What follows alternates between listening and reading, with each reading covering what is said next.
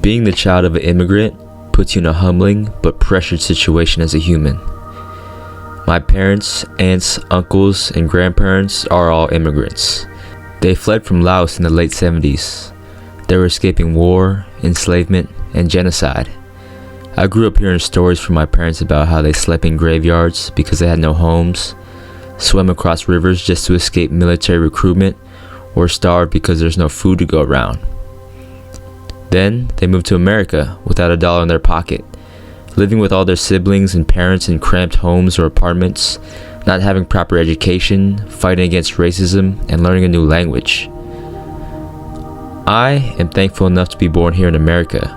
I have an American name, an American education, an American background of the culture. Many times I catch myself reminding myself to be humble. Sometimes I complain about the dumbest things like shitty Wi-Fi, poor AC, or food not tasting good enough. Then I remember all the hardships my ancestors went through.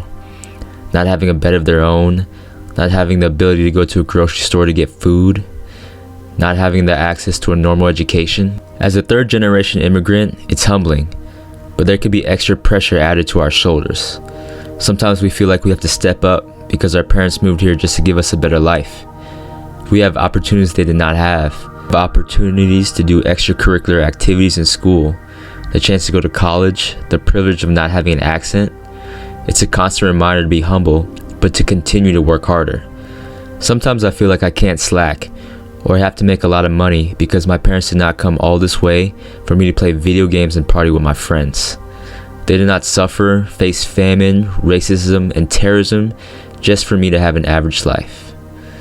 But I remember that life is about balance, that everyone has a different journey, no matter what. When I'm going through a tough time, or when I start to complain, I remember all the hardships my ancestors went through. Then I use it as motivation to work harder and as a reminder to always be grateful because the life they gave me is truly a blessing.